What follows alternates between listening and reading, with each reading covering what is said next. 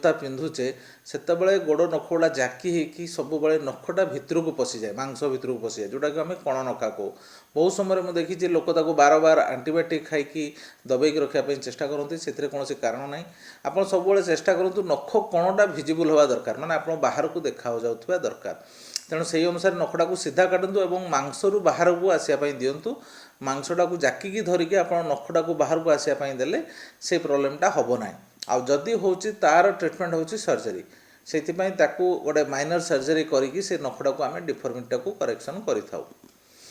ନଖର ଆଉ ଗୋଟେ ଅସୁବିଧା ହେଉଛି ଡ୍ରଗ୍ର ଇଫେକ୍ଟ। ଆପଣ ବହୁତ ସମୟରେ କିଛି ମେଡ଼ିସିନ ଯଦି ଖାଉଛନ୍ତି ତା'ର ଇଫେକ୍ଟଟା ମଧ୍ୟ ନଖରେ ଆସିଥାଏ। ଯଦି ଆପଣ କିଛି ଅଲଗା ମେଡ଼ିସିନ ଖାଉଛନ୍ତି, ଯେମିତି ଆପଣ କିଛି ଟିବି ମେଡ଼ିସିନ ଖାଉଛନ୍ତି କିମ୍ବା କ୍ୟାନ୍ସର ପାଇଁ କୌଣସି ମେଡ଼ିସିନ ଖାଉଛନ୍ତି କିମ୍ବା ଯେକୌଣସି ଡିଜିଜ୍ ପାଇଁ ମେଡ଼ିସିନ ଖାଉଛନ୍ତି ଏବଂ ତାଦ୍ୱାରା ଆପଣଙ୍କ ନଖରେ କିଛି ଚେଞ୍ଜେସ୍ ଆସୁଛି, ତାହାକୁ ମଧ୍ୟ ପରାମର୍ଶ କରିନେବା ଦରକାର, ସୋ ଦ୍ୟାଟ୍ ସେଇ ସାଇଡ଼୍ ଇଫେକ୍ଟଟାକୁ ଆମେ ଏଭଏଡ଼ କରିପାରିବୁ। ସୋ